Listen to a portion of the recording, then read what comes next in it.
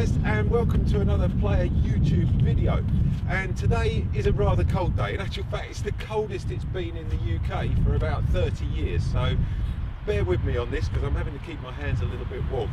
Today you can probably see we've got the Honda Type R GT, which in my books is probably the most fantastic hot hatchback you will ever have the privilege to drive. It's stunningly built, it's beautifully presented. I mean, just look at the lines on this car. I know I always go on about these cars and I always say how much I love them and all that, but seriously, this is a proper car. So let's talk about some of the statistics on this car. First of all, it'll do 0 to 60 in 5.7 seconds. It's a 2-litre VTEC turbo with a top speed of around about 170 miles an hour. It is the fastest front-wheel drive car of all time to go around the Nurburgring, and it did it in 7 minutes and 43 seconds. The previous car to this was 310 brake horsepower, and the new car, which is the 2017 model we've got here, is 320 brakes. It's got an extra 10 brake horsepower. I don't think it makes a lot of difference, but it's nice to have that little bit of extra, as they say. It's 400 newton-metrons of whatever it is torque, which means it's pretty torquey. Comes with a 6-speed manual gearbox, and I've got to say, this is one of the best gearboxes I've ever had, had the opportunity to drive in a car like this. We don't want to spend too much time with this because I know you don't have a look round, but as soon as we get round the side, check out the 20-inch rims. They're done in Bellina black. They just look stunning. It's got the Brembo brakes on the side. They're in red. They all match. Yeah, it's just stunning, guys. Let's get around the back, have a look inside, and then we can get out on the road, and fingers crossed it's not too slippery. We can show you what this car can do. The back of the Type R is, well, I just think it's stunning. I love this big rear wing here. A lot of you out there are probably going, oh, it's way over the top, it doesn't look right. I mean, come on, check out, look, 3 exhausts, look at all the lovely aerodynamics on the back here, these big wings and everything. I mean, this is every little boy's dream, and I must admit, when I was a kid, when I used to draw cars, when I was bored in English or whatever, I would have drawn a car like this with a big tail on it and everything. But it does have the practicality side of it as well, because at the end of the day, guys, this is a Honda Civic. It's a 4-door car, so it's going to take 4 people. It's not one of these 2 doors try and cram in the back. Let's check out inside the boot as well, because once again, that's not going to disappoint either. There's 420 litres of boot space in there. You're going to be able to put whatever you want in there. It's huge. And when the seats go down, we're almost doubling up. We're 790 litres. Lovely little parcel shelf, so easy to operate. This is what I like. It just slides across, tucks back in there. It's nicely out of the way, clips in. That will actually come right out if you want it to.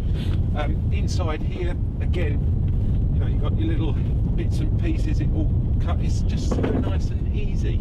Seats go down, very simple. Again, push down. This one over here takes seconds. Now look at the size of that. Okay, I've got the headrest up on the back there, but I mean, the car itself is practical as well as fun, and it looks stunning. Now, before my fingers completely freeze up, let's get in the front and check out what all the bits and pieces do. In the back of the Type R, there's plenty of room. It is only a 4-seater because there aren't any seatbelt restraints here or anything you can clip on. But at the end of the day, you've got the practicality of an extra 2 passengers here. The seat finishes are beautiful. In actual fact, everything about this has been really nicely finished. The doors open really well as well, so it's ever so easy to get in and out. And when you actually shut the door, what I did notice, got that lovely sound. It really feels like it's properly built.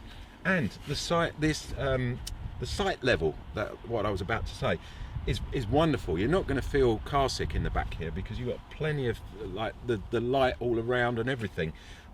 It's really superbly built. Plenty of ceiling height. You're not going to feel like you're tucked in the back of some little hot hatchback. You feel like you're in a much bigger car. it's now getting really cold, so let's get in the front and show you all the bits that the Honda has on it, which is second to none, really. So finally we're up front in this supercar, and let's first of all talk about these lovely seats. These are slightly lower than the previous one, so you get this much more sort of seated position, really nice and sort of low slung position. I feel in the other one, the previous version of the Type R, you were a little bit high up and you felt you were almost bouncing around, but these really do hug you and keep you nice and low.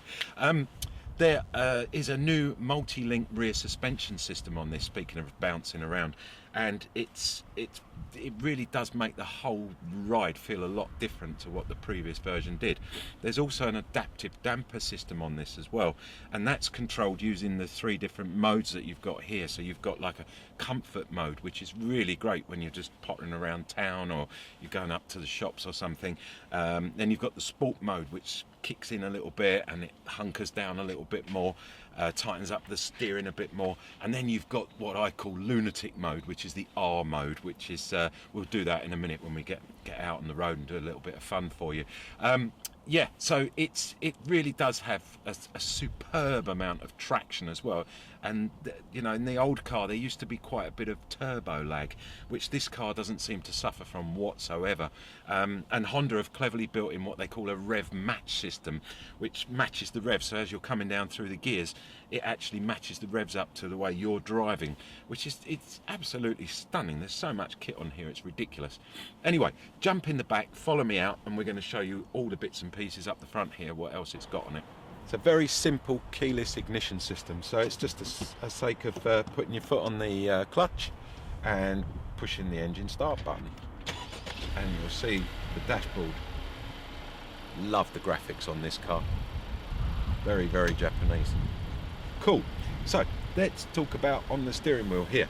So we have a number of different bits and pieces that Honda have integrated into this car. For example, there's a forward collision warning system that works on it. There's a speed limiter, there's a lane departure warning system, there's a traffic sign recognition system. Obviously here you've got the adaptive cruise control. You've got a city brake active system as well, which is almost senses that someone's walking across the road in front of you and reacts to it. It's really clever. Blind spot mirrors, really essential. I think all cars should have blind spot mirrors. Basically a little thing flashes up and lets you know that someone's coming next to you. Really super. It's come in very handy a few times, I must admit. This car in particular is the GT, so it comes with the upgraded entertainment pack. So this has an 8-speaker infotainment system. Sounds fantastic, links up to your Bluetooth device. You've got DAB radio. There's a lovely Garmin nav system on here, and guys, check out the clock here, which you're going to look at in a minute when I get my cameraman in the back, because we're going to show you all the bits. He's absolutely stunning. I love that little stellar system there. There's a wireless charging dock where you can place your Android or your iPhone and it will charge without any cables or wires. Brake hold. You've got your hills. Oh, it's just so much on this car. It's unbelievable. So jump in, let's take it for a ride.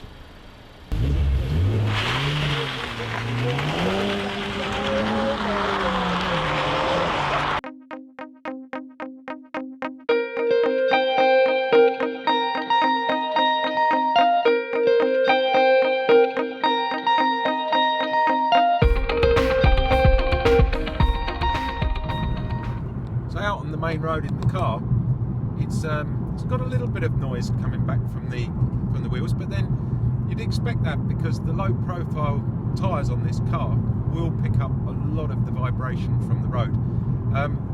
As far as comfort wise, it is very, very comfortable. It's in the comfort mode. The mode buttons are down here and it's very easy to select. It's just up and down. As you can see, there's the R there, which is the lunatic mode, as I mentioned earlier, and then comfort is down, and then sport is in between. So very easy to select. And then up here on the screen, it's a nice big visual screen.